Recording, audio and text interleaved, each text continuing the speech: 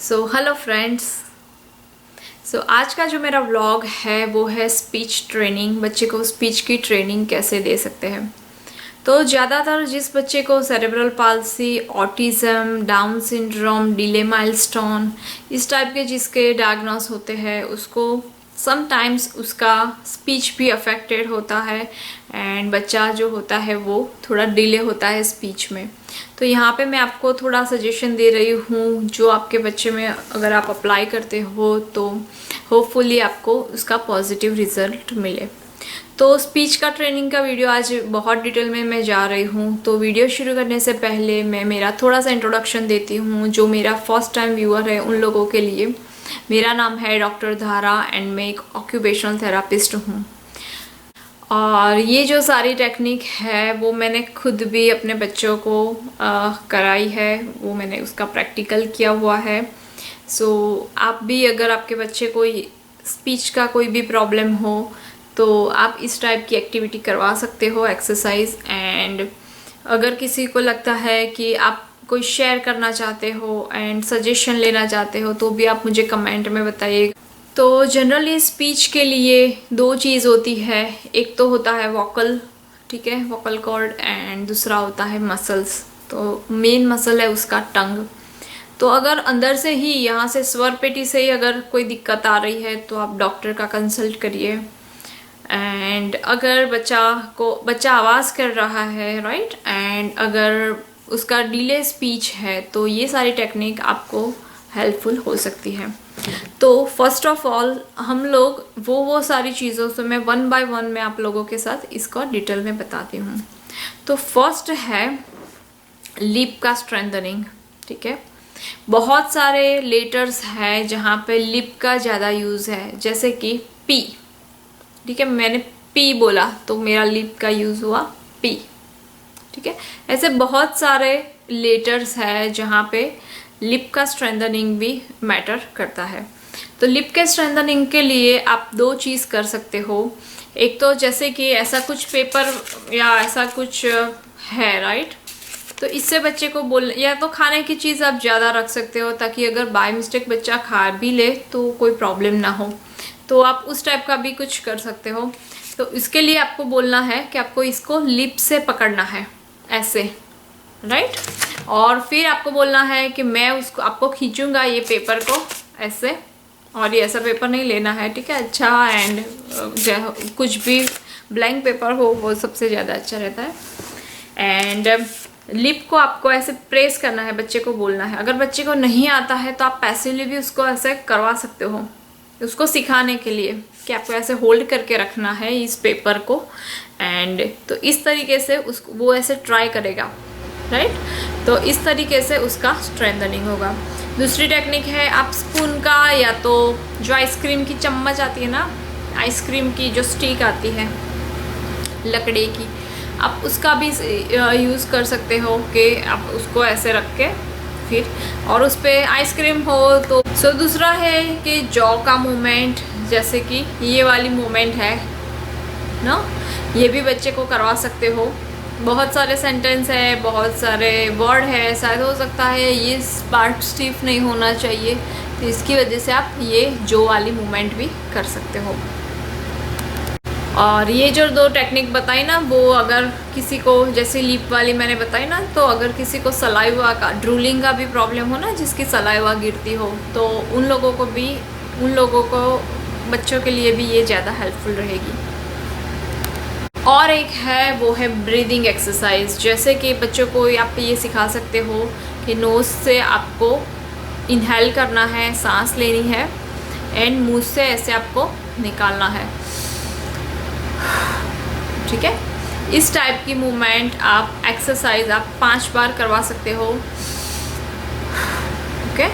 ये भी बहुत ज़्यादा हेल्पफुल रहेगी। और एक है वो है बच्चे को ओमकार करवाना। ओम में ऐसे वाइब्रेशंस होते हैं कि जो बहुत ज़्यादा हेल्पफुल रहते हैं। और ये स्पिरिचुअल ऐसा नहीं है, ये साइंटिफिकली भी प्रूवन है। आप बच्चे को ओम, हम जो मेडिटेशन करते हैं जैसे सांस लेके ओम, ठीक है, ये वाला भी आप एक्टिविटी करवा सकते हो। 3 बार आप करवाओ दिन में, बहुत ज़्यादा इनफ है। अभी जो मेन इम्पॉर्टेंट चीज़ है वो है टंग का एक्सरसाइज। उसको मैंने बहुत 4 उसको पार्ट में मैंने डिवाइड किया है। फर्स्ट है पैसिव मूवमेंट, ठीक है, जिसके पास फिंगर ब्रश का आप यूज़ कर सकते हो या तो स्पून का भी यूज़ कर सकते हो। बच्चे को पता नहीं है पैसिव मूवमेंट कैसे करना है, तो आप खुद स्पून से आप उसका पैसिव ऐसे उसको मूवमेंट करवा सकते हो। दूसरा चीज़ कर सकते हो कि जैसे कि कोई फूड आइटम है, ठीक है, तो इसको यहाँ पे लिप पे रखने का, तो upward downward side to side, ठीक है। फिर अंदर ये जो गाल है ना उसके अंदर का पार्ट, यहाँ पे हम लोग तो हनी से हनी भी लगा देते थे, तो ऐसा बच्चे करते हैं ना, ऐसे ऊपर। ये सारी जो टंग की मूवमेंट है, ठीक है, वो जो बहुत ज़रूरी है स्पीच के लिए, वो आपको करवाना ही करवाना है। और एक है वो है कि एक्टिव रेजिस्टेड मूवमेंट, जिसमें आपको थोड़ा रेजिस्टेंस देना है उसका स्ट्रेंथ बढ़ाने के लिए। जिस तरीके से अगर मसल्स वीक है, जिसको पैरालिसिस है, ठीक है, तो आप क्या करोगे फर्स्ट, तो उसको पहले तो हमको नॉर्मल लाना है ना मसल टोन में, और नॉर्मल आता है तो उसके बाद आप क्या कर सकते हो, आपको बॉडी भी बनानी है तो आप थोड़ा वेट लेके एक्सरसाइज करते हो। ठीक उसी प्रकार से पहले हमने उसको हेल्प किया, फिर हमने उसकी एक्टिव मूवमेंट करवाई। अब हम ऐसे भी चीज़ों दे सकते हैं कि अभी आप जैसे बिस्किट है तो आप इसको टच करो ऐसे, है ना, ऐसे, ये वाली मूवमेंट भी आप कर सकते हो। और एक चीज़, और जिसको ट बोलाना है ना, इसको ट, तो ये ना ऊपर का पार्ट जो होता है ना, यहाँ पे भी आप चिपका दो चीज़, कोई ऐसी चॉकलेट जो उसको कंपलसरी जो चिपक जाती है, बहुत सारी इंडिया में मिलती है, तो वो चॉकलेट ना ऊपर चिपका दो ऐसे, तो वो बच्चा ऊपर ले जाएगा ना टंग, तो ये मूवमेंट ट बोलना सीख लेगा। तो ये टंग मूवमेंट सबसे ज़्यादा इम्पॉर्टेंट है। एंड दूसरी चीज़ है वो है रेजिस्टेड मूवमेंट, जिसमें आप बच्चे की स्पून या तो जो मैंने बोला आइसक्रीम का जो स्टिक आता है ना लकड़े का, आप उसको ऐसे रख के बच्चे को बोलो, जैसे ये फॉर एग्ज़ाम्पल ये स्पून है, राइट, फॉर एग्ज़ाम्पल ये स्पून है, तो बच्चे को आपको स्पून से या तो लकड़े की वो आइसक्रीम की वो स्टिक से आपको यहाँ पे उसको रेजिस्ट करना है, और बच्चे को बोलना है कि आपको धक्का देना है, बच्चे को बोलो आप धक्का दो उसको, ठीक है। ऐसा तीनों साइड आप कर सकते हो। इससे क्या होगा कि उसका मसल्स स्ट्रॉन्ग होगा टंग का। एंड समटाइम्स जैसे आप लोग एक कॉमन उसका मैं आपको नॉर्मल साइंस बताती हूँ, ठीक है।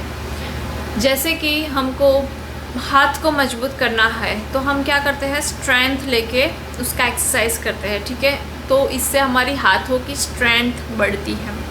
ठीक उसी प्रकार से बच्चों ने अभी तक कम बोला है या बच्चा लेट बोलना सीख रहा है, तो जो हमारी जो एक्टिविटी होती है और हमारी जो टंग की मूवमेंट होती है ना, इसलिए हमारी टंग फ्लेक्सिबल होती है। बच्चे ने इतना नहीं शुरू किया तो बच्चे की टंग की एक्सरसाइज इतनी नहीं होती है, इसलिए हमको इसकी टंग की एक्सरसाइज करनी है। एंड जैसे मैंने आपको बाइसेप्स का और डम्बल्स वाला एग्जांपल दिया, तो हम जो ये रेजिस्टेंस वाली एक्सरसाइज जो करवा रहे हैं ना, वो आप उसके साथ कंपेयर करके देखिए कि उससे क्या होगा, बच्चों की टंग का स्ट्रेंथनिंग बढ़ेगा, तो उसका इफ़ेक्ट आपको स्पीच में ज़रूर दिखेगा। और एक चीज़ आप कर सकते हो वो है फ्लैश कार्ड, ठीक है। आप बहुत सारे फ्लैश कार्ड मार्केट में अवेलेबल होते हैं। एक एक चीज़ पहले आप जब भी आप बच्चे को ट्रेनिंग दो तो पहले लेटर से शुरू कीजिए, जैसे ABCD या क ख ग ये होता है। फिर छोटे छोटे वर्ड से 2-2 अक्षर के वर्ड से शुरुआत कीजिए, फिर आप 3 वर्ड से, फिर 2 वर्ड वाले सेंटेंस से आप धीरे धीरे उस तरीके से उसको ट्रेनिंग दे सकते हैं। एंड वर्ड की ट्रेनिंग देने के लिए आप फ्लैश कार्ड का यूज़ कर सकते हैं, जहाँ पे पिक्चर्स रखे हुए होते हैं, राइट। एंड आपको उसको बोलना है कि ये क्या है, हेलीकॉप्टर है, ये क्या है, प्लेन है, तो इस तरीके से उसको मोटिवेट होगा। और एक जब आप स्पीच का ट्रेनिंग देते हो तो आप मिरर के सामने भी दे सकते हो, तो जो आपकी मूवमेंट हो ना वो बच्चा आपको फॉलो करेगा। जैसे कि मुझे बोलना है पी, तो तो मैं ऐसे तो बोल जाऊंगी पी, पर आपको बोलना है पी। थोड़ा बढ़ा चढ़ा के होठ की मूवमेंट वगैरह थोड़ा ज़्यादा करना है ताकि बच्चा आपको इजीली सीख पाए। तो इस तरीके से आप उसको स्पीच का ट्रेनिंग दे सकते हो। और एक है जो मैंने और एक वीडियो में भी बताया था कि जब बच्चा थोड़ा बहुत बोलता है ना, तो उसको आप मोटिवेट कीजिए। उसको बिल्कुल भी ऐसा कॉन्फिडेंस उसका डाउन नहीं होना चाहिए, उसको मोटिवेट करना है ताकि वो बच्चा और बोलने के लिए मोटिवेट हो। और जिस बच्चे को स्पीच का इश्यू रहता है ना, वो ज़्यादातर इशारा पसंद करता है, राइट। तो आपको वो ट्राई करना है, जैसे कि बच्चे को पानी चाहिए तो वो इशारे से मम्मा को ले जाएगा, एंड उसको पानी चाहिए ना तो वो इशारा कर देगा, पॉइंट करेगा। तो आपको पता भी है उसको पानी चाहिए, फिर भी आपको ऐसा एक्टिंग करना है कि आपको अभी नहीं पता है, तो उसको थोड़ा टाइम देना है उसको वो चीज़ बोलने के लिए। ये बहुत ज़रूरी चीज़ है, तुरंत उसको नहीं दे देना है। तो ही बच्चा कम्युनिकेशन के लिए वर्बल कम्युनिकेशन सीखेगा, नहीं कि नॉन वर्बल कम्युनिकेशन। तो ये बहुत ज़रूरी चीज़ है, क्योंकि आगे उसको स्कूल में जाना है, फ्रेंड्स बनाने हैं, सब में स्पीच का बहुत ज़्यादा रोल है इसलिए। और स्पीच इम्प्रूव करने के लिए ये मेरा लास्ट पॉइंट है, वो है बच्चों को सेम एज ग्रुप के साथ खेलने देने का। हम जितना मेहनत करते हैं ना, तो हमसे भी ज़्यादा बच्चे और बच्चों से बहुत सीखते हैं, ठीक है। तो इसके लिए अगर बच्चा छोटा है 2 इयर्स 2 इयर्स तो वैसे भी, पर अगर बच्चा 3.5 साल का है, 4 साल का है, तो बच्चे को ग्रुप में भी रखिए ज़्यादा से ज़्यादा। तो एक दूसरे का वो देख के वो बहुत ज़्यादा सीखता है, ठीक है। तो इतनी जो टेक्निक मैंने बताई, होपफुली आपको हेल्प होगी उससे। एंड अगर कोई भी क्वेश्चन हो तो आप मुझे कमेंट करके बताइए।